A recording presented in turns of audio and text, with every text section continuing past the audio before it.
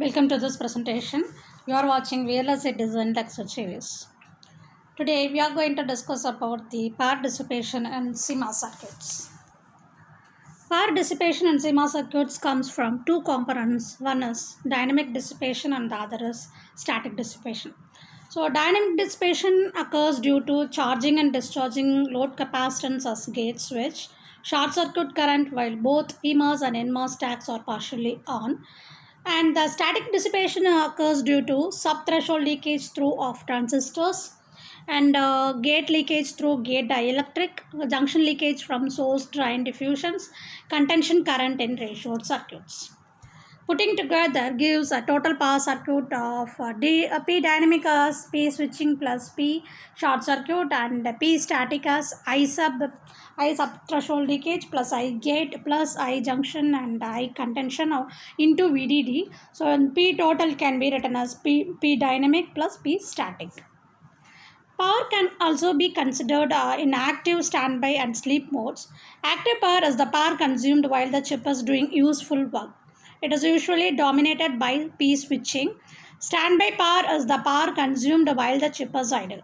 If clocks are stopped and ratioed circuits are disabled, the standby power is set by leakage. In sleep mode, the supplies to unneeded circuits are turned off to eliminate leakage. This drastically reduces the sleep power required, but the chip requires time and energy to wake up. So, sleeping is only viable if the chip will idle for long enough. Now, let us focus on dynamic power. Dynamic power consists of mostly of the switching power given by this equation, which is in the value given in this equation, which we have seen already. So this equation, and so the supply voltage VDD and the frequency F are readily known by the designer. To estimate this power, one can consider each node of the circuit. So the capacitance of the node is the sum of the gate, diffusion and wire capacitances on the node. The activity factor can be estimated using techniques or measured from logic simulations. The effective capacitance of the node is its true capacitance multiplied by the activity factor. The switching power depends on the sum of the effective capacitances of all the nodes. Activity factors can be heavily dependent on the particular task being executed. For example, a processor in a cell phone will use more power while running video games than while displaying a calendar. CAD tools do a fine job of power estimation when given a realistic workload. Low power design involves considering and reducing each of the terms in the switching power. As VDD is a quadratic term, it is good to select the minimum VDD that can support the required frequency of operation. Likewise, we choose the lowest frequency of operation that achieves the desired end performance. The activity factor is mainly reduced by putting unused blocks to sleeps. The activity factor is a powerful and easy to use level for reducing power. For example, if a circuit can be turned off entirely, the activity factor and the dynamic power go to zero.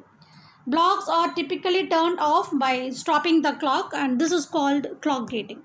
When a block is on, the activity factor is 1 for clocks and substantially lower for nodes in logic circuits.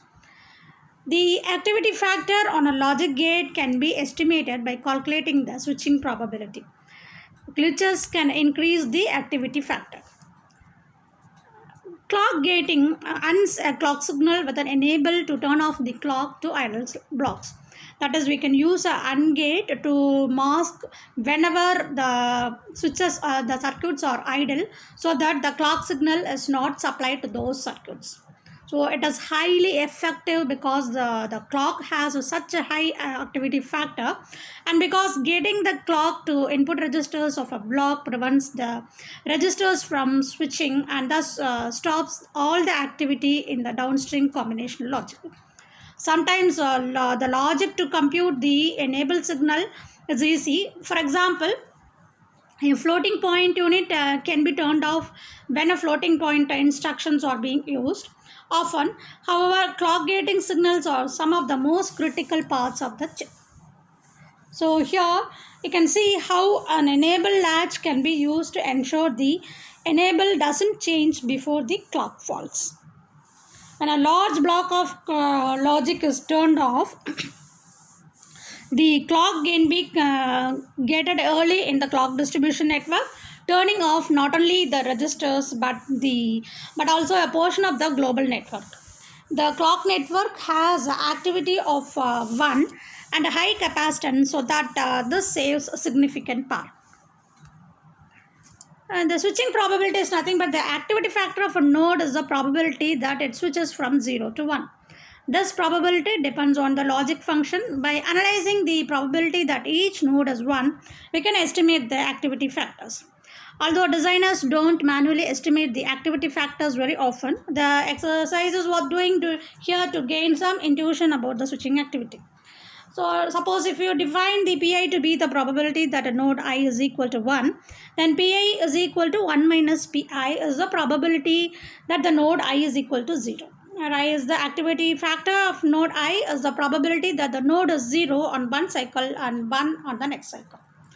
If the probability is uncorrelated from cycle to cycle, therefore alpha I can be written as Pi bar into Pi. And the glitches may also occur in CMOS circuits. The switching probabilities computed in the previous sections are only valid if the gates have zero propagation delay. In reality, gates sometimes make the transitions, spurious transitions called glitches when input do not arrive simultaneously. Suppose this diagram ABCD changes from 1101 to 0111. Then node N4 was 1 and falls to 0. However, node N5, N6, N7 and Z may glitch before N4 changes. So the glitches causes extra power dissipation. Chain of gates are particularly prone to this problem. Glitches can raise the activity factor of a gate above 1 and can account for the majority of the power in certain circuits such as triple carry adders and array multipliers. Glitching power can be accurately assessed through simultaneous accounting for timing. Switching capacitance comes from the wires and the transistors in a circuit. Wire capacitance is minimized through good floor planning and placement. And units that exchange a large amount of data should be placed close to each other to reduce the wire lengths.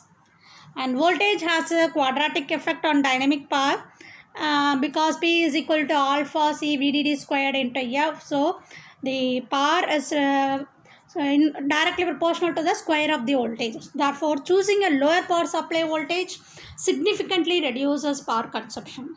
As many transistors are operating in a velocity saturated region, the low power supply may not reduce the performance as much as the long channel models predict. So the chip may be divided into multiple voltage domains where each domain is optimized for the needs of the certain circuits. For example, a system on chip might use a high supply voltage for memories to ensure cell stability, and a medium voltage for a processor and a very low voltage for IO peripherals running at lower speeds. So there may be different variety of voltage within a single circuit. And now let us focus on dynamic voltage scaling. Many systems have time varying performance requirements. For example, a video recorder requires more computation for rapidly moving scenes than for static scenes. A workstation requires more performance when running Spice than when running Solitaire. So such systems can save large amounts of energy by reducing the clock frequency to the minimum sufficient to complete the task on schedule, and then reducing the supply voltage to the minimum necessary to operate at that frequency. And this is called dynamic voltage scaling or dynamic voltage or frequency scaling, DVS or DVFS. So this diagram shows the block diagram of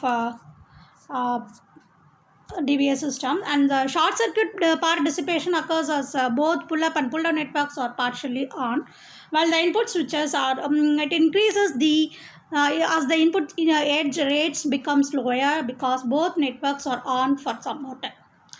And however, it decreases as the load capacitance increases, and the output only switches a very small amount during the input transition, leading to a small VDS across the transistor that is causing the short circuit current.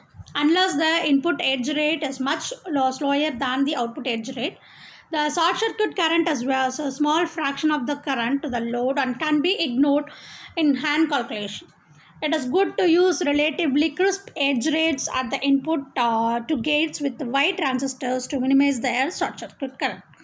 This is achieved by keeping the stage effort of the previous stage reasonable, that is 4 or less. Assume that each logic module has a propagation delay. We can note that each logic module is then active for only 1/3 of the clock period. For example, the Adonate is active for the first third of the period and remains idle during the other two terminals of the period. So pipelining can be used as a technique to improve the resource utilization. So which will also increase the functional throughput. So if we introduce registers between logic blocks, then this causes the computation of one set of input data to spread over number of clock periods.